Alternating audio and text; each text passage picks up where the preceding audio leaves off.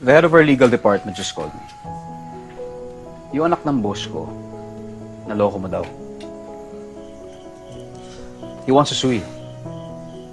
Is this true?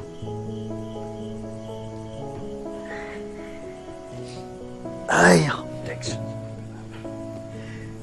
Tex, you stole money from these people. That's a crime, you know?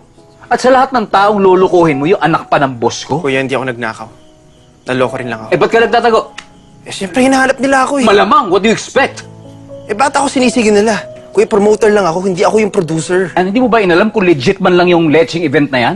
Hindi ko naman alam na isasabit nila yung event eh. Well, your ignorance doesn't make you a victim. It just makes you stupid Okay. Sige, tanga ako. and irresponsible. Dahil magbula noon, ganyan ka na talaga.